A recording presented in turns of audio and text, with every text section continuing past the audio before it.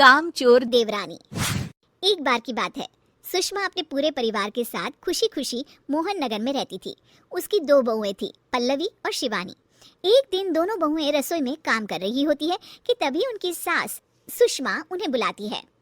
अरे बहू, जरा इधर तो आना। शिवानी, जरा जाकर देखना सासू माँ क्या कह रही हैं। दीदी आप ही देख लो ना जाकर, आपको भी तो सुनाई दे रहा है।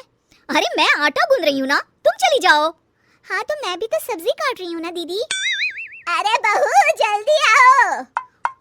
ओफो, ये तो जाएगी नहीं, मैं ही जाकर देखती हूँ कि क्या करना है। पल्लवी सुषमा के कमरे में जाती है। जी मम्मी जी, क्या हुआ? शाम को घर पर कुछ मेहमान आने वाले हैं, तो तुम अच्छा सा खाना बना लेना बहू। ठीक है मम्मी जी, आप बता दीजिए क्या क्या बनाना है और कितने लोग आ रहे हैं। सुनील की मौसी जी और उनका पूरा परिवार आ रहा है। कुल मिलाकर 3 लोग और हमें मिलाकर हुए 9 लोग। तो अभी से ही तैयारी करना शुरू कर दो। और हाँ, घर की सफाई भी कर देना, हाँ अच्छे से। जी मम्मी जी, सब काम हो जाएगा, आप चिंता मत कीजिए। पल्लवी शिवानी को घर में मेहमान आने वाले हैं इसके बारे में बताती है। क्या 9 लोगों का खाना बनाना होगा, घर की सफाई करनी है? बाप रे, सासू माँ ने तो हमें घर की नौकरानी ही समझ कर रखा है। ऐसा नहीं बोलते शिवानी, हम इस घर की बहू हैं और घर के काम करना हमारा फर्ज है। दीदी तो है ही सासू माँ की चमची, जब देखो सासू माँ सासू माँ।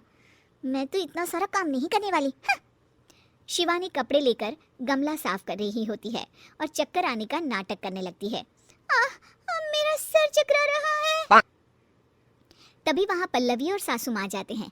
अरे बहू, क्या हो गया तुम्हें? मम्मी जी, बहुत तेज सर में दर्द हो रहा है। तुम एक काम करो शिवानी, आराम कर लो।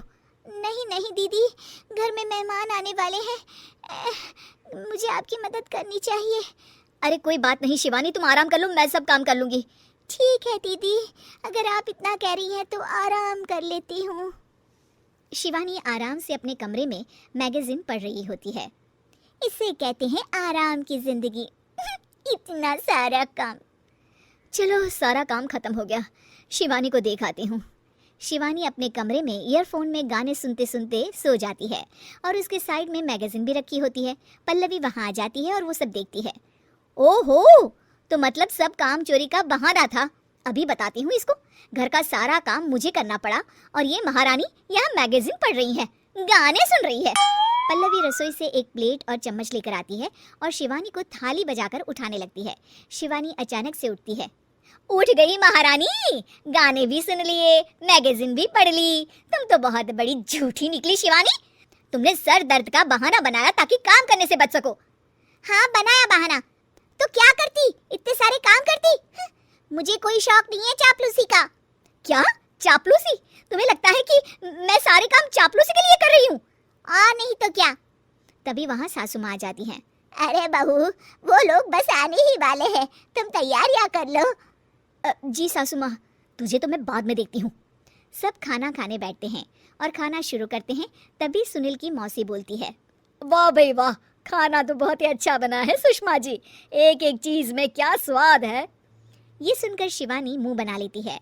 उसे अपनी जेठानी की इतनी तारीफ रास नहीं आती। आपकी बहुएं तो बहुत ही अच्छा खाना बनाती है।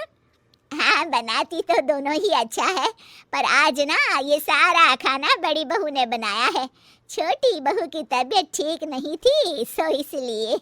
मानना पड़ेगा सुषमा जी, आपकी बड़ी बहू तो बहुत ही गुणवान है। पल्लवी की तारीफ सुनकर शिवानी को जलन होती है। पल्लवी ये सुनकर खुश हो जाती है और शिवानी की तरफ देखकर उसे चिढ़ाती है। कुछ देर बाद मेहमानों के जाने का वक्त हो जाता है।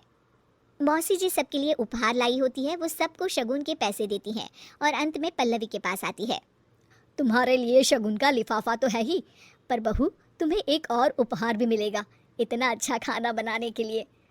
मौसी अपने सोने के कंगन निकालकर पल्लवी को पहना देती है। ये लो, ये मेरे मनपसंद कंगन है, अब से ये तुम्हारे हुए।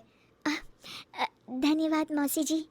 ये देखकर शिवानी तो पूरी तरह से जल जाती है और गुस्से से रसोई में चली जाती है। तभी वहाँ पल्लवी आ जाती है और उसे अपने कंगन दिखाने लगती है। देवरानी जी, अब आपका सर दर्द ठीक तो है ना? मुझे लगता है कि अब सर दर्द शुरू हो गया होगा आपका।